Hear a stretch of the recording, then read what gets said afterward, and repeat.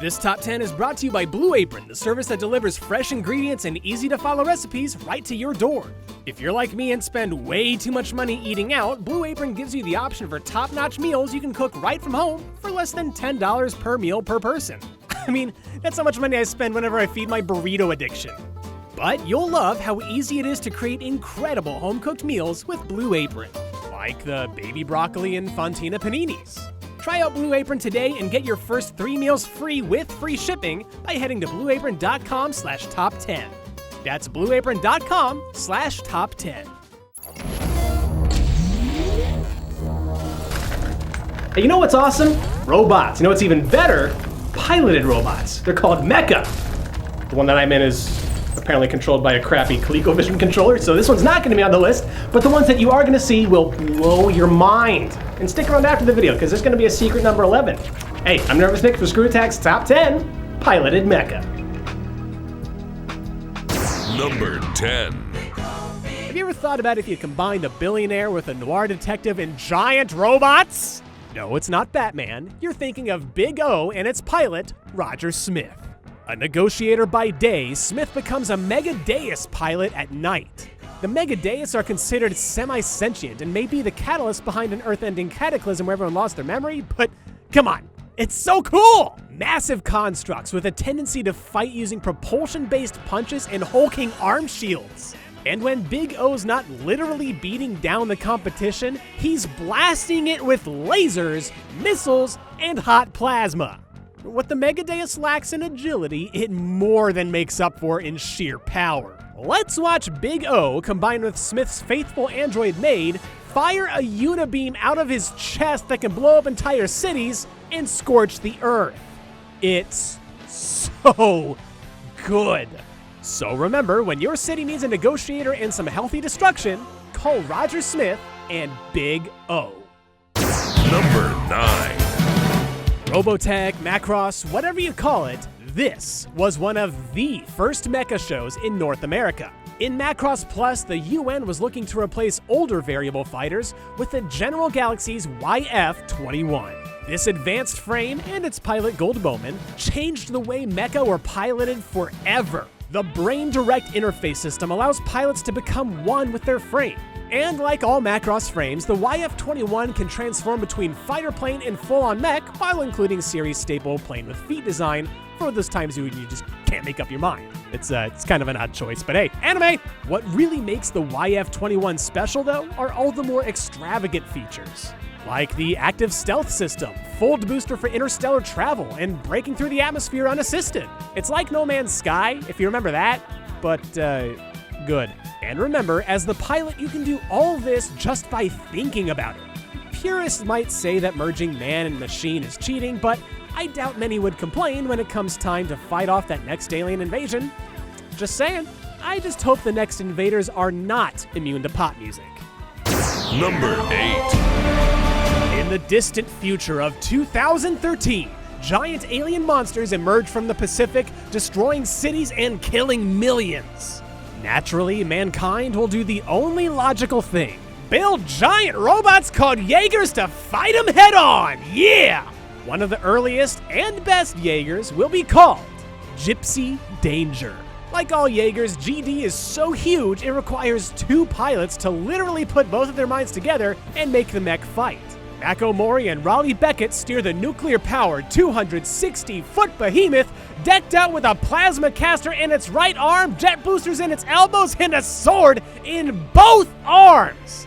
A sword, people! Some scientist thought a sword would be absolutely necessary. And we thank them for it because it is awesome. Number 7. Out on the icy moons of Jupiter, there are small human colonies that are just trying to live normal lives, start a family, hide from their past, accidentally get thrown into giant robots that happen to be keys to solar system destruction. It's so relatable. Anyway, these giant robots are Anubis and our next entry, Jehudi. Jehudi is an orbital frame that is powered by Metatron, the made-up element that can power these ridiculous machines. Jehudi can fire multiple homing lasers, cause huge damage with its wrist-mounted energy sword, and with its zero-shift ability, it can move so fast it looks like it's teleporting. And just like an armed crazy man running straight for you in the middle of the night, the only way Jehudi gets even more terrifying is when it's naked. No, really, its ultimate form is called Naked Jehudi, where it ditches the armor so it can tear enemies apart with its teeth and stuff. Eugh. Number 6. There's something extra cool about a mech when it's made up of 5 other mechs, especially when those mechs are all dinosaurs. When the Power Rangers need a bit more firepower, they form the Megazord to take down the giant monster of the week. And if things get really dicey, they summon the Power Sword to finish them off for good. Yeah, there have been other Megazords since then, but what can we say? We've got a soft spot for the original. Number 5. There's something extra cool about a mech when it's made up of 5 other mechs, especially when those mechs are all lions. When the Voltron Force needs a bit more firepower, they form Voltron to take down the giant monster of the week. And if things get really dicey, they summon the Blazing Sword to finish them off for good. Yeah, there have been other Voltrons since then, but what can we say? We've got a soft spot for the original. Number 4. The granddaddy of some of our favorite Gundams, Gundam Wing Zero, was used as the basis for the 5 Operation Meteor Gundams.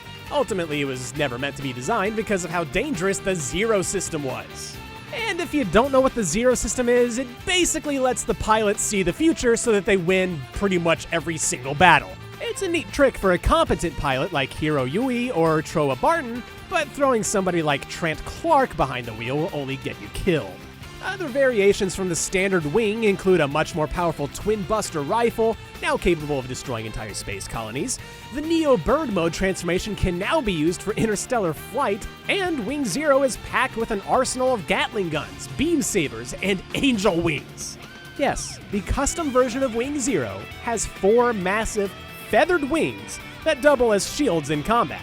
Not that Wing Zero needs a shield, because the frame is designed so it can keep fighting even after losing 90% of its armor. Takes a lickin', keeps on ticking. Number 3.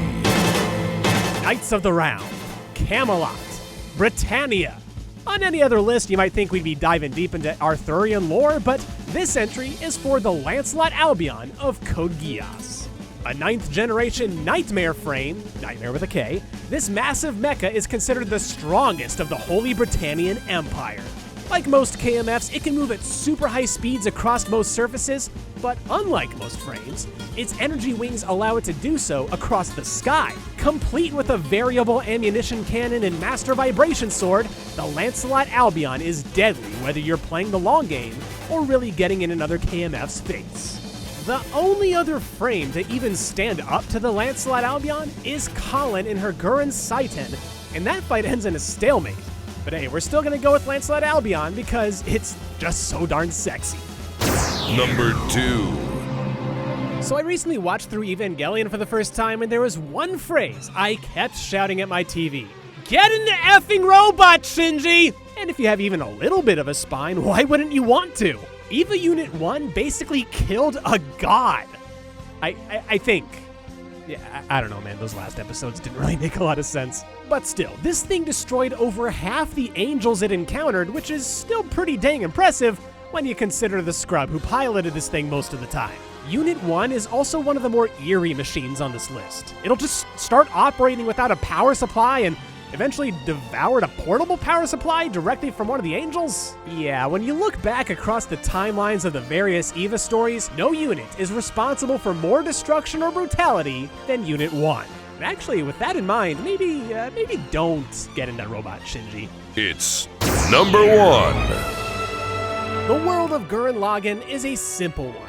Humans live underground, animal people rule the surface, and they ride giant robots called gunmen. It just so happens a boy named Simone was lucky enough to come across one of these gunmen named Gurren. Adapting to the will of the pilot, Gurren forms protective shielding around itself and sprouts drills seemingly out of nowhere to break through the underground. It's kind of like if a robot worked like a Green Lantern ring. Anyway, the willpower is called Spiral Power, and it allows Gurren to do basically anything Simone wants. It can fuse with any other gunman, accidentally or otherwise, or form any weapon it needs, usually blasters, missiles, or giant drills. Not only that, but Gurren can shapeshift into a giant spaceship, or even just keep it simple and grow. And when I say grow, I'm talking to the point where it eclipses galaxies and kills Space God. But no matter how large it gets, Gurren and Simone are the base, and Gurren's drill will always be the one to pierce the heavens. See, like I did a thing. I referenced it. I said the thing. And for our bonus secret number 11 entry, we've got to give it to BT-7274 from Titanfall 2. This thing is more than just a missile-blasting, sword-swinging mech, he's also your BFF. Can't quite reach that 300-foot gap? He's got you covered. Falling to certain death, BT will catch you. So, thumbs up BT, and thanks for everything before you exploded. But if you like BT, please give this video a thumbs up and also subscribe because we do these videos every single week. And if you've missed some, you can even check out these playlists right here that show you other top 10 episodes that I know you're gonna love. So thanks for watching. We'll see you next time.